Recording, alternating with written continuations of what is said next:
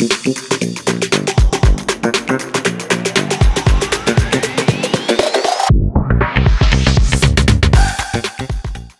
you everyone for joining us online today. My name is Justine Graziano. I'm a consulting manager at Food Service Vision, and I will be moderating this webinar today. Food Service Vision is in partnership with Worldline, so the organizer of this webinar. We are the European leading provider of business intelligence for the food service industry. We are a team of 25 consultants. We are based in Lyon. And we produce studies, strategic intelligence and data analysis for the French and also the European food service market. So we support our customers in their transformation and strategic decisions. And we are here today to moderate this webinar because we have developed a specific expertise on delivery, as we have conducted several comprehensive studies on the topic on the delivery market in 2019, in 2021, and in 2023. So of course, today's topic is related to delivery.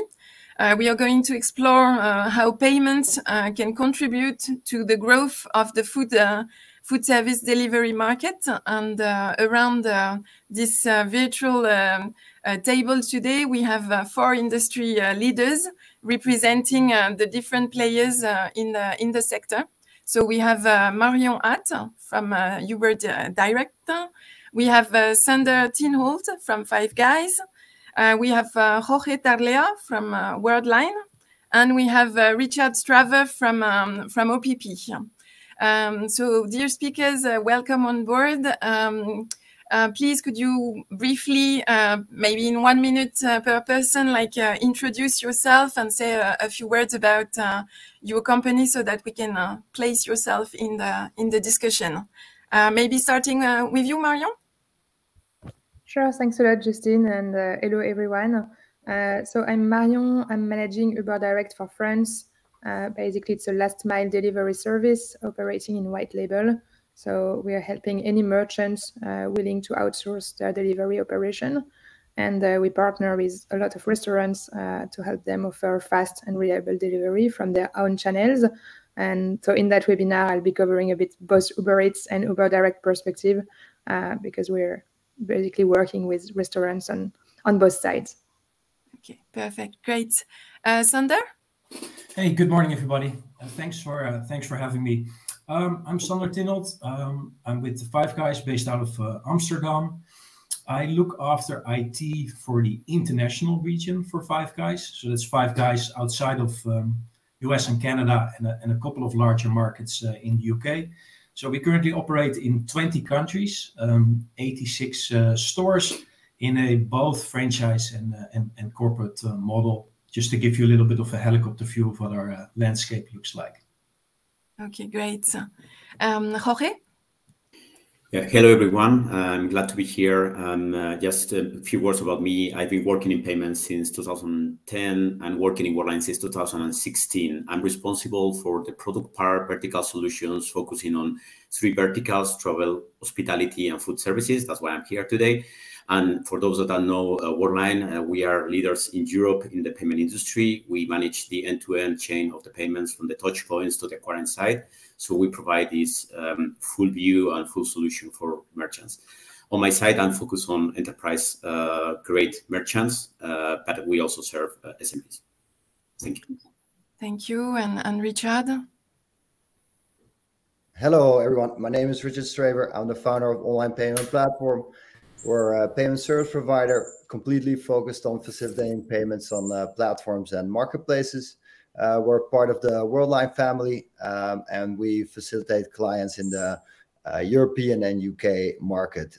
You may think of some of the largest marketplaces in the Benelux, the DACH region, and the UK. We have offices in Berlin, Delft, and London, and we cooperate, of course, very much with Worldline on some very exciting platform and marketplace projects. Okay, perfect. Thank you guys.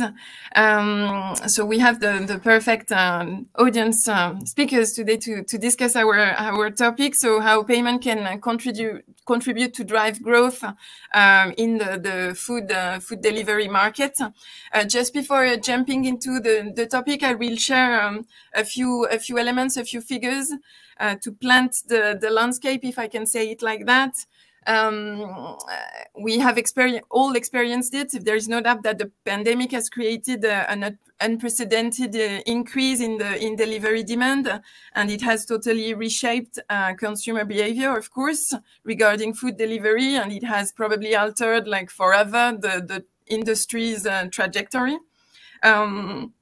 The figures leave no doubt about this, and these are extracts from food service vision studies.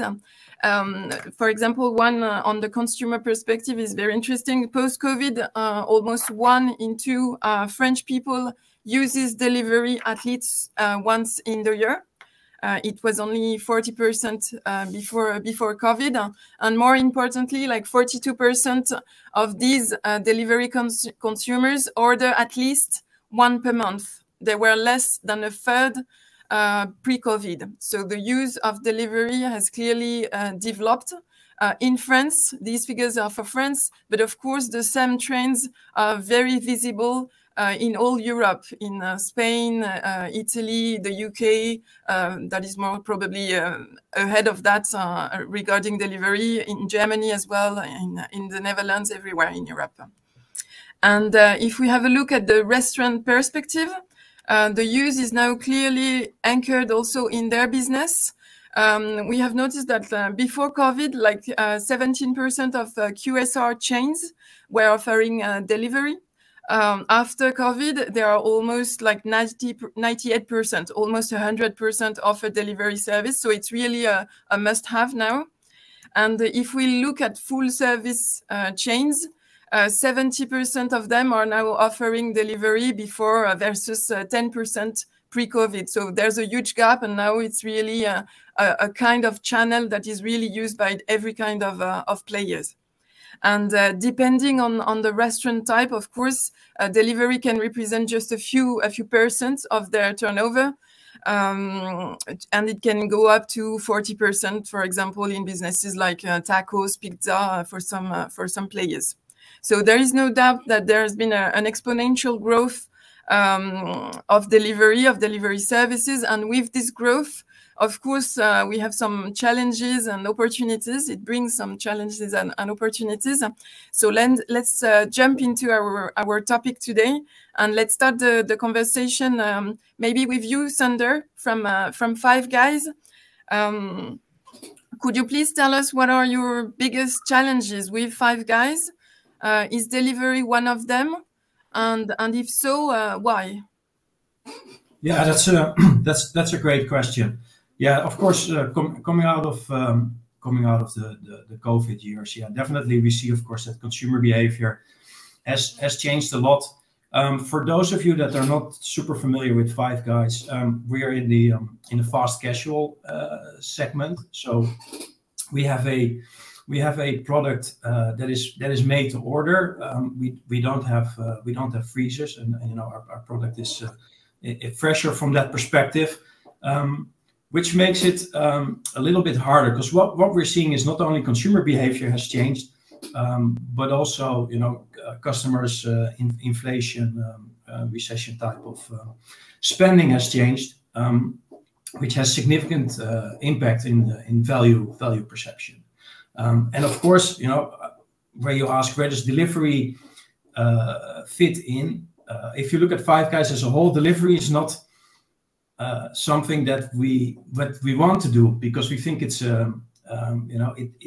it's not good value for money. If you go to Five Guys, you go into the restaurant, you experience your food is prepared freshly. We have an open kitchen. It takes 7 minutes to prep the order. So, but of course, we see now in many markets, and particularly post-COVID ordering behavior, that more is happening on those platforms, and that it's harder to get the customer back into the restaurant. And of course, there's all these cost pressures with increased cost of labor, rent, fuel, ingredients, everything is that. So there's a big rub against, okay, how can we get this perception through the delivery channels? And then of course there's another major channel for our brand is that we operate in 20 countries, and particularly in Europe. There's fantastic movement into sugar taxes, awareness of products, single-use plastics, etc. But the question is also, so how can we leverage all our platforms to have customers understand on this particular program, there's a bottle deposit on it. On this particular program, there's a single-use fee on it. It needs to be charged to the consumer. It has also impact on the price. And one big thing that I also wanted to flag in this space, that staffing is a big issue in the restaurant space. So how does that fall together with delivery and all these channels is really that we moved into a model where, for example, restaurants are already understaffed. So there's a lot of manual work. So in the delivery space, we will no longer onboard parties that are not integrated, because we don't have the crew to retype orders. We moved away from, for example, taking cash to stop at the end of the day that people have to count money. We also see that customers pay in different ways, and that the removing of the cash didn't have any impact on our business. But it also helps with the staffing to remove a lot of that admin work for them and let them focus also on making a great product. And then of course we also try to expand programs like how can we retain our staff, how can we still have for example tipping for them, which is still a big driver in the restaurant space. So how does that all fit into the payment space, and how can we have all our platforms integrated to remove a lot of that complexity, give the customer a good value perception, have them pay the way that they want, and make it easy for the crew to just serve great burgers and fries. Okay, thank you. Thanks a lot for this complete overview. We will go on with this overview of the delivery topic with you, Marion. So you represent Uber Direct. What is your vision for delivery in Europe as an aggregator, and what are your challenges in 2024? So you mentioned it earlier, right? Food delivery is definitely a very well-established consumption pattern. So the consumer penetration has been growing a lot during COVID and remained high afterwards, which is also interesting because we could have, assumed it would only be a temporary trend, but it changed forever the way people consume. If we only look at France, this market is huge. The French food delivery market is estimated to be worth 7 billion in 2022 and expected to still grow to 9 billion by 2026. So it's really something that concerns all restaurants, and more than 35% of restaurant locations are connected to Uber Eats, if we take that example. In terms of revenue, we assess that at-home delivery accounts for more than 25% of their revenue, and at least 2/3 of them estimate that activity is profitable. I know it's also a challenge. The economics of food delivery are uncertain, and consumers are getting used to pay delivery fees and pay for that service, which helps also making it more profitable versus what we could observe a few years ago, where it was assumed to be for free. If we look also at Europe more broadly, in terms of penetration, the most penetrated market is the UK, with an average of 67 orders per year per person, which is huge, right? Only looking at delivery, and it's growing fast, plus 40% year over year. So even after COVID, it's still growing a lot. But in all countries, really, the penetration rates are still growing and higher than in 2022. And if we look at all European capitals, we have more than half of the population ordering food more than once a month. So it's a habit that everyone is having.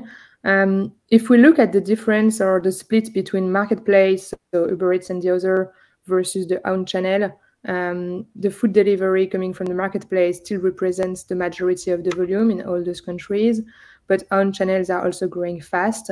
there is definitely a trend that we observe and support with Uber Direct in, you know, having for each restaurant's brand, or at least for the major one, who have also the budget and the brand power to attract customers on their own app and on website. So there's a trend in launching their own delivery app. I guess mostly to have, and Sander, you could tell better than me, but to have access to customer data and kind of control the experience end to end and bring back, you know, very loyal customers to their own channel. It's also being fueled by a lot of tech and operational partners who are supporting that transition across online ordering, payments, loyalty, delivery management. You know, basically, if you want to launch your own website as a restaurant, even as a small restaurant, really, it's not only about enterprise, it's also for SMB. It's quite easy to have solution from the market to help you do that and do it fast. So our challenge when it comes back to Uber is basically to keep working hand in hand with restaurant partners to help them, you know, grow their volume and achieve profitability and their online delivery sales. And we do that both on the marketplace part, where we help them differentiate themselves, have the right offer, meet their customers, and attract also new customers. And with Uber Direct, we do that by helping them powering their own channel, because consumers are actually very used to the Uber Eats experience. So they're used to this seamless delivery with live tracking, almost immediate delivery, and they expect the same level of service when they order from their favorite restaurant, which is something we can help doing because we have the scale, obviously, to support this operation, which like a single restaurant chain doesn't have on its own. So that's what we're trying to achieve. Okay, thank you. Thanks a lot. Jorge, if we move to Worldline, what is your vision of delivery from your perspective, like digital operator? Okay, so let's say that first of all, I think that even if delivery is growing, I think we need to still look at all channels, right? So we need to, from our perspective, from a payment tech company, we need to still look at, you know, it doesn't matter if it is a direct channel or a marketplace. We need to look, you know, these traditional touch points where you have the traditional terminals, you know, bulky ones, web pages, in-app payments, you know, but we need also to provide new tools of like soft POS, where you don't necessarily need these hardware pieces. You can use your own, you know, device, pay by link. So these new ways of paying. Being said that, if we focus more on the, let's say, digital delivery platforms, here, I think one of the key things we need to keep working on is to help on boosting conversion ratio, meaning that it's critical when people pay, right? So as said before by Marion, I think people want things fast, right, and immediate. So we cannot just assume that people are going to be there and say, okay, I will pay the way the platform is telling me how to pay. They will expect to pay the way they want. So we need to really allow people choose the way they want by, you know, offering a lot of different payment methods, to making this payment fast without interruptions and problems. Otherwise, you know, all these merchants in these platforms will lose a sale. If you have a problem paying, probably you go somewhere else, especially in the digital landscape where you can choose easily, right? You can, not easily, but you can go somewhere else. It's easy. And for sure, one of the things that we need to still work with, you know, food players is on the fraud side. We need to provide proper tools to manage all the fraud when it comes to payments. I mean, this is, you know, something that is super linked. We also want to provide additional value here. So we need to work on providing additional services like donations and tips, not only on the face-to-face part, but also on the digital side. And last but not least, I think it's important that we reduce the onboarding part, because we know that, you know, adding merchants to these digital platforms is not just on their side, it's also on our side as payment providers. So we need to also facilitate this onboarding of new merchants in these platforms. Okay, thanks a lot, Jorge. Richard, can you complete this vision by giving us your vision as a marketplace operator? Yes, very much like to. Thank you so much. Yeah, a lot has already been said, and I think the core thing here is the end user. So at the end of the day, what we all want to do is make sure that the end user has the best experience that we can all imagine. So anything within there should be as frictionless and seamless as possible. And each player in that chain, because it's becoming pretty complex to solve the ever larging growing market. Each player in the chain has the opportunity to really focus on the part that they're really good at and add value through that. So if we look at OPP, we're laser focused on one part of that chain, and that is the complexity of payments on a platform where you have at the end of the day not a simple payment, but the payment needs to do more than just one thing. That doesn't just need to go from A to B, but it needs to go from A to B, C, D, E, F, and possibly each of these parts need to do different things, and that's all pretty complex, and that's why it's very important for parties like ourselves to have a complete focus at just trying to solve this thing and add value through making sure that we do that part as effective as possible and add it to the chain that's already there, because there's so many parties within the chain that are adding their own value, and that's the part that we'd like to add. That's that. Okay. Thank you all for this this overview. If we now focus on the growth drivers in the food delivery market, you have mentioned it, Marion. Like, all players have to work like hand in hand. So how can more specifically the various food service players can work together, like to successfully balance like each other's model and increase growth in global, and increase also, we have talked about the experience of the consumer and these sort of things, like provide the smoothest experience. I don't know which one wants to begin on that topic. Yeah. Jorge? Happy to take it, or okay, I don't mind. Marion, go for it. Go ahead, Marion. Yeah, sure. I was about to say there is a lot to say behind your question. Yes. Of course, there is like a lot around the economic model of each partner and like each person in the chain, and how we can all create efficiency and basically improve the overall economic equation for everyone. There is also a role in growing the market. Growth is obviously also coming from growing that market, which, even though it's big, it's still growing. And I think, for instance, Uber Eats is like, expanding the geographical coverage of delivery, which is creating growth and opportunities for everyone. We're already in more than 2,600 cities across Europe and in constant expansion. So that's creating additional growth opportunities for additional restaurants to also join the platform. And so we're pushing the penetration of the food delivery market to more and more customers.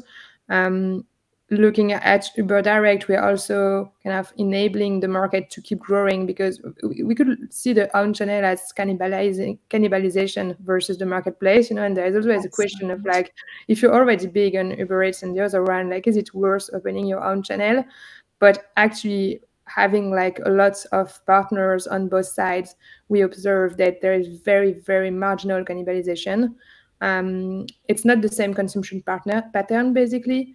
More than 75% of consumers going to Uber Eats don't know what they're going to order when they open the app. So they're looking for choice, and they're looking for diversity and like help in, selecting from which restaurant they're going to order, versus a consumer going directly to a restaurant website or app, obviously has a very clear intent to purchase from that brand. So that's also creating more value and more potential for customer to adopt delivery. And then on the economics, I would say, as Uber, the way we can help that overall equation to improve is by the scale of our operation. We have a massive numbers of partners, both on the restaurant side and courier side. And so obviously we managed to achieve an operational efficiency that we are then able to make every partner benefit from. So, yeah. Okay, thank you. Jorge, do you want to add your vision? Yes. So First of all, I mean, Worldline, you know, as payment provider, we are in the heart of the value chain, right? We manage this very critical process as payment. Payment is very needed, you need it, so we are there. But we cannot impose our way of doing things. We need to be flexible. I think that's the word. We need to be flexible, and with this, I mean that we need to let, in this case, it could be, you know, Uber Eats, it could be, you know, Five Guys, it could be whatever player that is using us, to decide how to, for instance, optimize cost. With that, I mean they need to be able to choose who is going to acquire the transactions, what are their fraud or anti-fraud tools they want to use. They need to decide, okay, I want to invest on traditional hardware if it's a face-to-face payment or not, or I want to go more for a soft cost solution where you need this hardware so the cost of ownership is reduced. I think we also need to be helping them to improve the sales, right? The conversion rate I talked before. So here, again, a lot of different payment methods that the customers can choose in all the channels, you know, that are simple, are flexible, and are fast. That's the thing. Last but not least, I think we also play a crucial role in the reporting part. So I think it was Marion saying, you know, all of this reporting to know the customer and so on, customer data, right? So we also have a lot of customer data that we can provide without, you know, putting in jeopardy, you know, GDPR and all of these regulations. And I think we can provide that because we are in the middle. And that's important that we also provide this information that is very, very important for the different players. I think this is the way we can contribute without sacrificing our own revenue, without sacrificing, you know, all the security that is around payments. And I think it's going to be beneficial for all of us in the chain. Okay, thanks. Super interesting. Sander, Richard, do you have any reaction? Sure, I can give a little bit of my perspective. So yeah, the question is, of course, how can you grow? Well, if I look at our brand, we don't advertise a lot. So we have the product speak for itself as a high quality product. So a lot of the growth is almost more like organic growth from delivering a constant, you know, delivering on your promise. And I think the partners in the chain, particularly also on the marketplaces, looking at delivery, is that it's not always about, you know, lowering cost, but it's really how can we, you know, what I told before, how can we have our crew basically focus on the product and have our partners also deliver that, because it's also going to impact ratings. You know, sometimes you see in certain markets that the thought is, let's just add marketplaces or let's go to that party because their commission is lower. But in the end, you will not deliver a quality product at a premium price, which will it will harm your brand. So from our perspective, you know, a seamless experience, focusing quality, but also bringing in technology like geofencing, for example, is a tremendous help for the kitchen, because they don't have to remake an order when it comes, which has, you know, significant impact on your food cost. And you can, you know, also wait, not if the customer only comes to a marketplace, but for example, also through our own click and collect journey, that the customer is nearby, pick up their food, you prepare it just before they come, and you give them the best experience. And from that, we will also see more growth.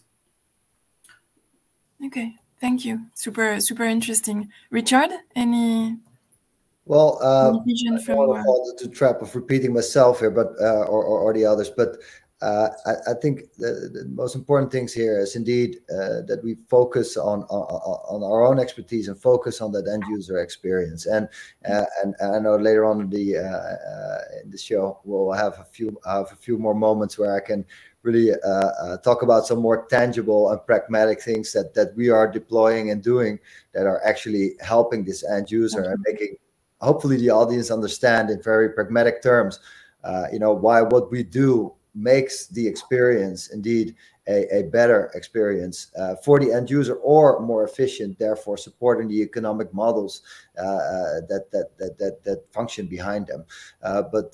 So I'll leave it there, and looking forward to the next segment. Yeah, we will jump to that subject, but first we are going to talk a bit about technology. Sander, you have started talking about it. We have been talking about it like it's behind the topic, of course, since the beginning of the webinar. But Sander, you have been starting to talk about geofencing. I would like to start the topic of technology, asking you, Marion, like what technological advances, like, and when I'm asking that, like in terms of AI, drones, and these sort of things, have been developed in other markets over the past 2 years, maybe, that can improve like delivery logistics and really personalize the food service, like customer experience, because we have been saying it, and the customer experience is the core of the topic. Yes, sure. And before actually jumping to AI and drone extra, I just wanted to build on Sander's point, because I really agree that, like, you know, it seems simple to manage to meet customer expectation. They're quite simple to understand, right? They want their food on time and quality. But actually perfect execution is not that simple to achieve. So I think there is still a lot of technology and real-time data, and, like, you know, we can leverage to further improve the operation and really having something perfectly integrated. And especially when you have multiple systems in place between, you know, what happened in the kitchen and what happened on the app, and like the couriers, like, you need to ensure that everything is happening exactly at the right time, so that the food is not waiting, it doesn't become cold, the courier is not waiting, the customer is not waiting. So just doing that perfectly is actually quite complex. And I totally agree with you, Sanders, that we shouldn't be looking only for like cost improvement. Obviously, we need that equation to be profitable in the long run. But that's also why I was mentioning customers have to pay for it at some point, because we cannot, like, the goal is not to lower the cost to the maximum. It's also to provide a great quality and achieve the best value for money service.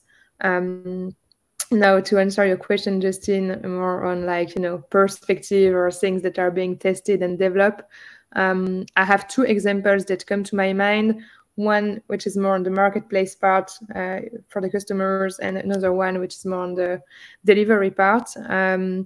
So basically, Uber Eats is leveraging a lot AI to help consumers navigate across the app.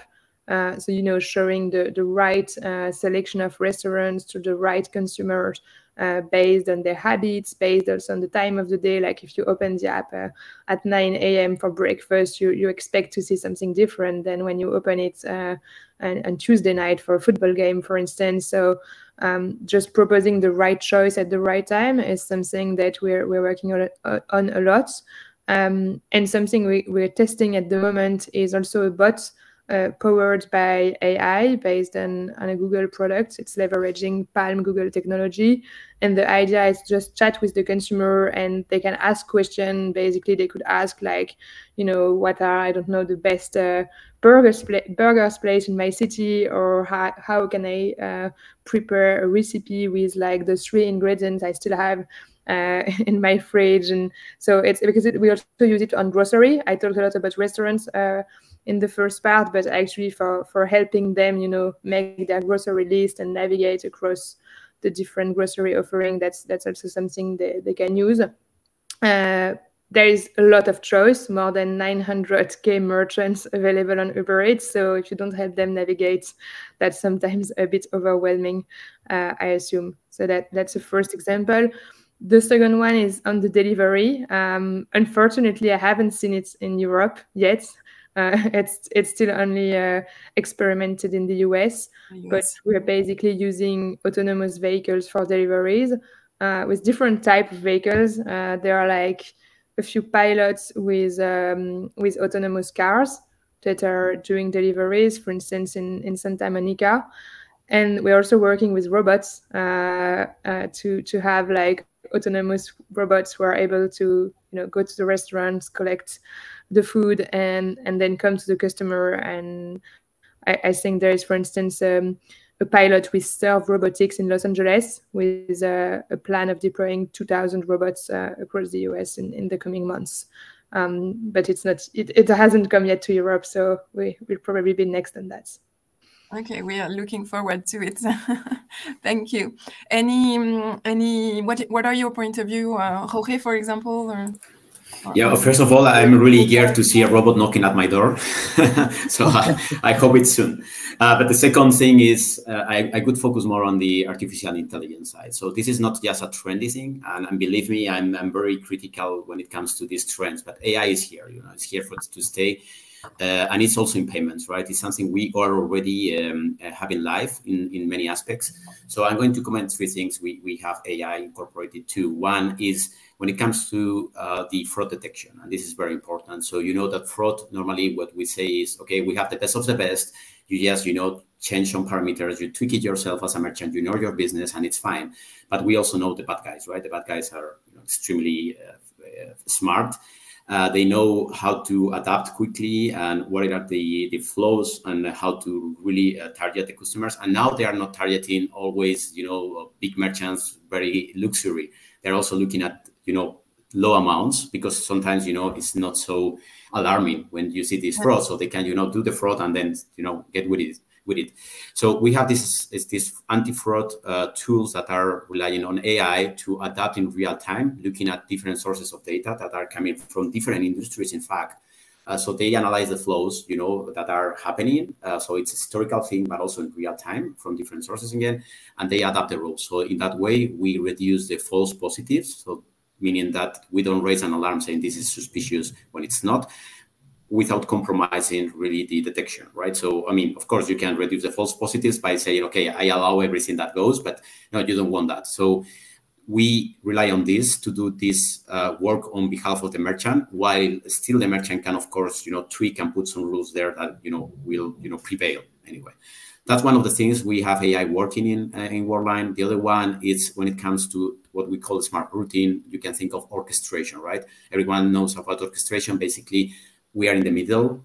We will let you, thanks to AI, decide what is the best route to let your payment be authorized.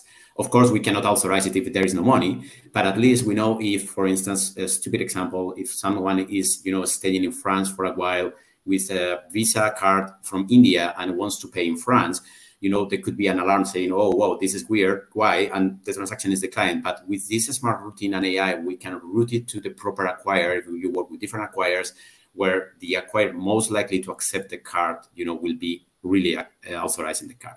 Okay. So that's the second thing. The third thing, super fast, is when it comes to conversational chatbots. We have also that mentioned before. We have these chatbots where you can, you know, ask for things and also do the payment, just typing things. So here we have AI, so everything is very human. So it's not like a bot, and you know, you can reduce your costs also having people in the first level of support. Okay, thank you, Jorge. Sander, any AI already implemented at Five Guys? Absolutely. Well, both to for example, to Marian's point, of course, AI is helping a lot in the whole ordering process. But we are, you know, for example, I spoke earlier about staffing problems, and AI is helping a lot. For example, in automating processes like screening resumes, the workforce management side of things. So helping with staffing, finding peaks using historical data to, again, remove all that admin from, you know, the crew and have them focus on a good product. And of course, you see this also in areas on the inventory management. Food cost is a tremendous driver, and it's becoming even a larger component, you know, of our COGS. And AI is really helping in, you know, looking at toppings that sell fast or slow sellers across certain peaks, helping, you know, across certain seasonal demands. So that's also helping you, for example, eliminate waste in that process. So yeah, it's great. I mean, we also try to find the balance, of course. As said, you know, AI voice-powered ordering solutions are quite big, particularly in drive-through space. But we also try to find the balance, you know, between the human element and not have the robot knock on the door, as you said, to so still give a premium experience, but automate a lot of our standardized processing using intelligence. Okay, thank you. Jorge, we have started to understand like the challenges of payments, but if we now jump onto this topic specifically, can you maybe briefly like recap on these challenges? Yeah, for sure. So I would mention first some words. So I'm going to say regulation. Regulation is always there. Security. This is payment, guys. So we need to keep security on top priority, whatever the cost is, even for ourselves, and how to follow our merchants, you know, meaning that go abroad, go different countries, different places, and being local. Now, if I go a bit deeper into this, what does it mean? So first we need to, and I said before that, but I think it's really important, we still need to provide these, you know, international payment methods, you know, Visa, MasterCard, so on, which are a commodity everywhere in all channels, you know, face-to-face, in digital world. But we need to also, you know, provide these, I would say, alternative payment methods like could be PayPal, Google Pay, Apple Pay, and also locals. And the locals is really difficult because when you want to provide, for instance, MBWay in Portugal or Bizum in Spain or Idea in the Netherlands, and you know whatever you can think of, you really need to understand the local regulation, how the market works in that place, and why it's important. Because you know these payment methods are really boosting, and you know people really expect to pay with that, you know, everywhere in their lives, not just, you know, when they go to a retailer, they would expect to pay for food sometimes as well. The other thing is meal vouchers, right? So we know meal vouchers very much used in many countries. Many employees get meal vouchers from their companies. And pre-COVID, it was mostly a face-to-face thing. During COVID, people started to use it because of remote working, and now it's here to stay. Even myself, when I'm at home, I would expect to say, okay, you know, it's my work day. I want to pay. I go to Uber Eats. I want to expect to have meal vouchers. And accepting meal vouchers is complex because it depends, again, on the country. So if you go to France, Spain, or Benelux, it's not the same. You know, it's very regulated payment method, and depends and changes depending on the country. The other thing is the challenge we said is follow your merchant. So when I look at Uber, I look at Five Guys, I see you in different countries. I mean, you guys are big, right? So we need to go with you, and with that meaning that we need to provide standard way, for instance, to integrate with your systems, single way of reporting, different acquirers everywhere you go, even local acquirers or local financial institutions that can accept your cards. So it could be us, it could be a third party. Sometimes you need a local guy. So we need to be flexible and be standard as much as possible, because for you it's important. It's simple for you to maintain. The cost of the investment is smaller. If you go abroad, you can quickly expand if you go to enter a new market. And if you have the same integration everywhere, the same service everywhere, we need to provide that for you. I think that's the main thing.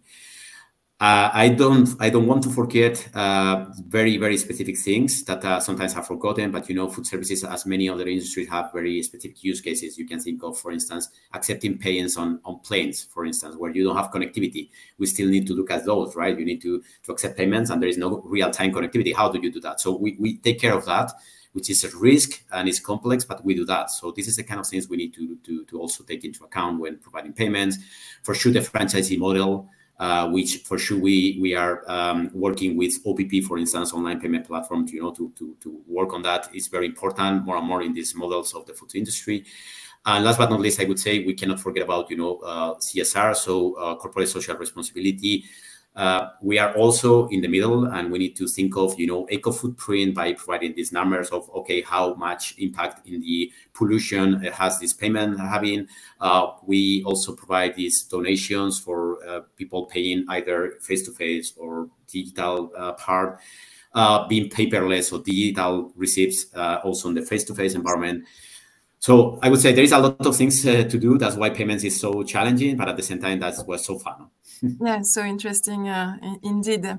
Marion, Sander, do you recognize yourselves in these challenges that Jorge has been talking about regarding payment? What are your expectation and preferences regarding payments as an aggregator and as an operator?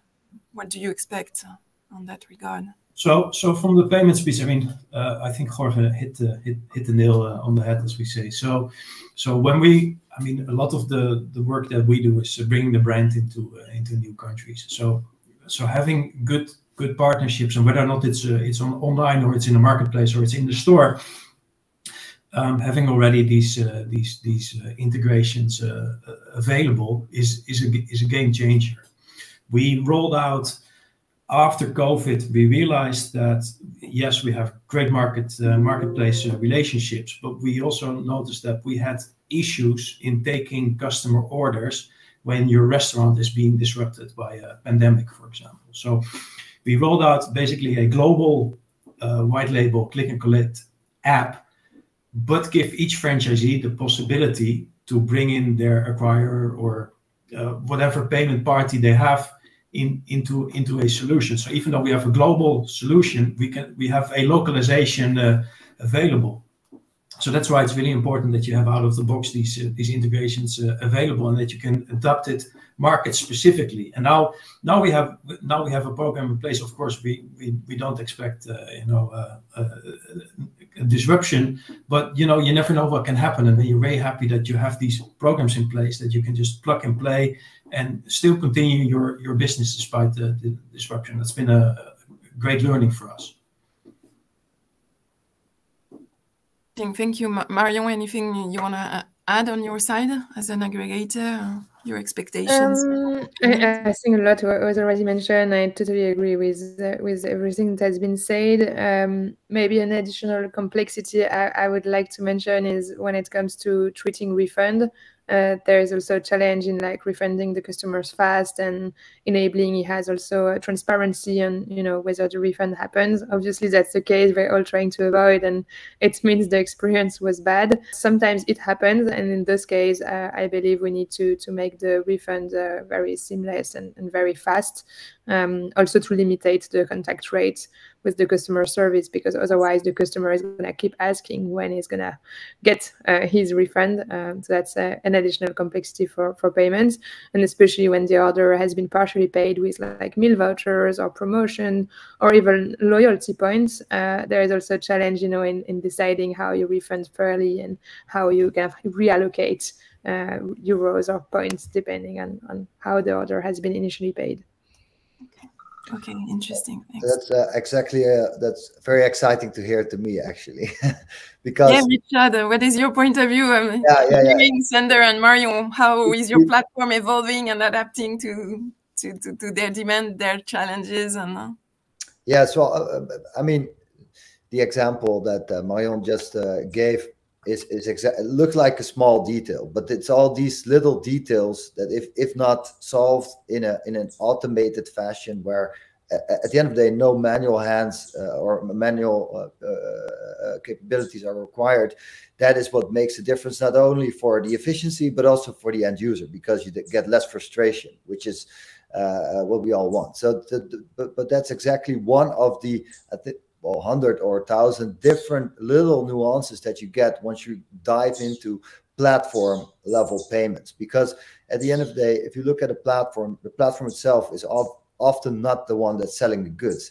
It is all the merchants behind the platform, which could be potentially millions or in Uber's case, almost 1 million merchants. And if you look at PSD2, for example, in Europe, that's a regulation that also applies to platforms. And one part of that regulation basically says that you as a company can never hold third-party funds. Otherwise, you'll be seen as the payment service provider. And what that means is that you need to work with a party that actually KYCs the end recipient, which are all the merchants that are selling goods or services on your platform. And therefore, you want to work with parties that build tools like ourselves. OPP build tools that make the onboarding process of businesses or consumers, whether it's a business or consumer seller, very easy and integrated within your platform. To give you an idea, we've already onboarded over 20 million merchants, and we onboard 1 million new merchants every month. And that's why we built super efficient tooling to be able to cope with that. And those are the things that we really want to alleviate from parties. But there are more. I mean, regulation does just keep stacking up, unfortunately. If you look at the DAC 7, for example, the DAC 7 regulation, which implies that platforms have to adhere to some tax authority requests. Also there, you preferably want to work with a system where with a click of a button or just an API call, you get the information required to adhere to the tax authority requests, and not have to do some manual work which your workforce suddenly have to pick up on that. And last but not least, support. I mean, we just heard about refunds. That's support. What you see in platforms when there's millions of merchants trading with millions of buyers, there are questions and fuzziness and things that are going to come up that create noise. And whether it's the buyer or the seller, they want to get somewhere where they find the answer or the solution quickly, and therefore also you want to work with a provider that is able to, in the first line fashion, handle those questions and or provides the tools to let the buyer and merchant find the solution between themselves, and once they have, it's actually executed automatically. For example, the refund or anything like that. And that's why we built mediation tools, for example, that a merchant or buyer can initiate and therefore fix this refund, for example, or a small chargeback, or even returning the product and making sure all that information is exchanged in an automated fashion without you as the platform being in between, mediating between these parties, communicating and doing all these things, which at the end of the day is inefficient for everyone and also is endangering the reputation of your platform, because you're going to be seen as the bad actor, because you're going to have to make a decision at some point. And ideally you want the parties to make the decision between themselves, and if they can't with the tooling that you offer, then only then get to some manual support actions.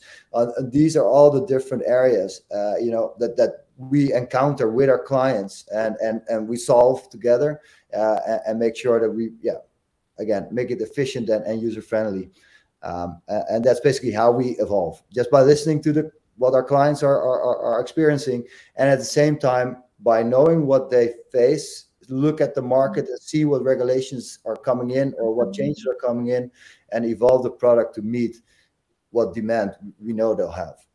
Okay, thank you. Yeah, super interesting. Jorge, maybe you want to talk about Worldline and how you have like value-added services evolving to adapt as well to challenges that we've seen. Sure. So basically, and linking what I said before, I think, and it was Sander saying, and also Mariana, cost optimization is not about being the cheaper, but at least you need to be optimal without sacrificing quality. So here, one of the value added we offer is, as I also mentioned before, is we try to help you to optimize that by working with the best anti-fraud tools, because at the end, fraud is a huge cost. A way to really and in real time deciding what is the best acquire, the best routine, where you will get a sale done without sacrificing the customer and sale. The cost of ownership, we can help also by providing soft POS solutions where you don't need these traditional bulky terminals. You can use just your phone. You just download your app and you don't have to buy a terminal, to rent a terminal. We also provide pay by link for sure, which is something that in many cases is more and more used, especially when you need mobility or you need to let the customer decide how they want to work without having the physical device. One of the things that we also contribute with from our side is having a consolidated real-time reporting that includes also the money flow, regardless the payment method, regardless the acquired financial institution that is behind the scenes. So in that case, you as a food player can see what is happening with the money flow even before receiving it. And I think this is really important because you can anticipate, okay, and you can check in real time. It's no longer waiting at the end of the day. You can see in real time what is happening. Even if it will take some hours to receive the money, but at the end, you can check during the day. Somebody mentioned as well, I think it was you, Marion, about the loyalty, right? So now today is really difficult to make people on board in the loyalty program. So here we facilitate that.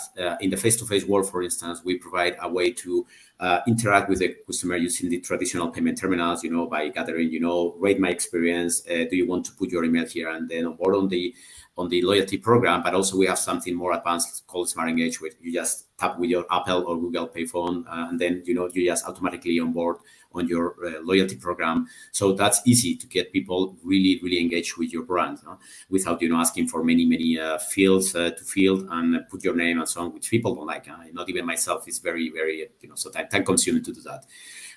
Even sometimes we just provide something super simple, which is something to track your customer across channels anonymously. And that is also very relevant, especially for not so big brands that just want to know what is happening within the different channels. And also it's about unifying the experience, providing the tips, the way of tipping in all channels. As I said, this way of doing micro donations in all channels, again, is something that is very important for customers in all the different areas. I think I should stop because we are getting out of time. Sorry for that. No problem. No problem. We are on time. If the audience wants to have to ask some question, I think we will have 1 or 2 minutes for that. So do not hesitate to write your questions. And I think there is a little part on this webinar where you can do it. Before we address maybe some questions.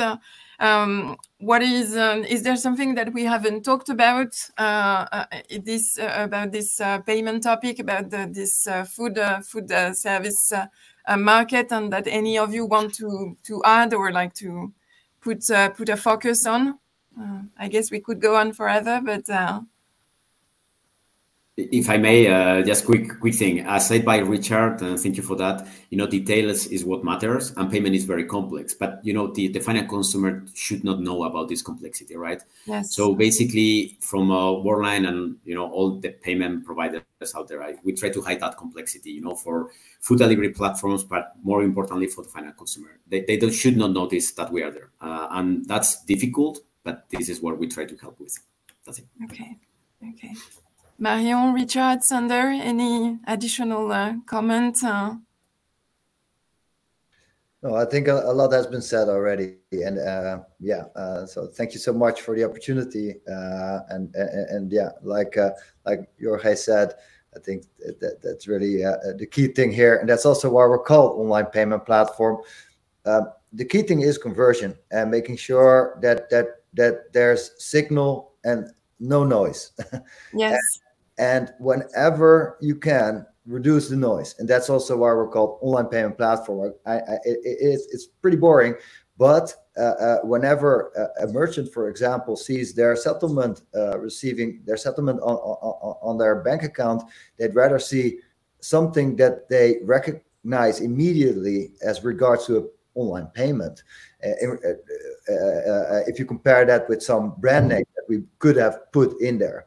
So that's, I guess, we should be just servants of a noiseless end user experience, and whatever we can do, we should do, including even using a little bit of a boring brand name. Okay, Marion, Sanders, anything else before we wrap up our discussion? No, I think it's a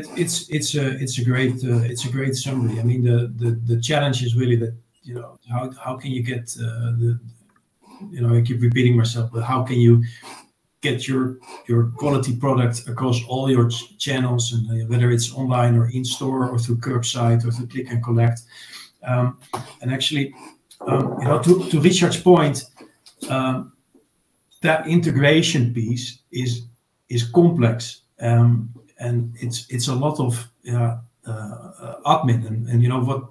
As I said before, I really try to focus on getting the crew and the store managers just to focus on what they need to do, and keeping lists of refunds, customer complaints across all these channels just makes it not so makes it really hard to focus on your core product.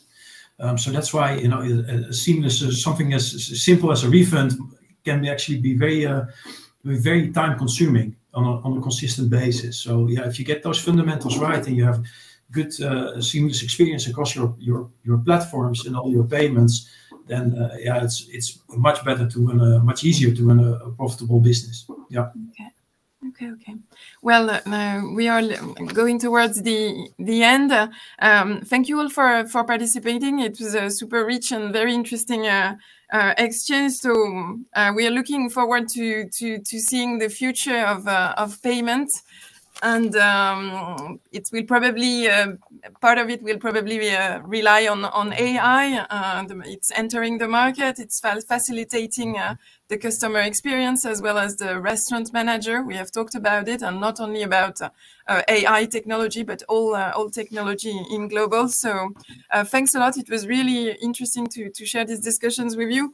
It seems that there's no question. Hopefully, it's not just a technical issue. I apologize if some of the audience has questions, but we are not seeing it now. But I guess the speakers will be happy to answer if you have topics that you want to discuss with them, maybe through email or these sort of things. Thanks again, and I wish you good luck in your businesses, and thanks again. Have a nice day. Bye bye. Thank you so much. Bye. Bye bye.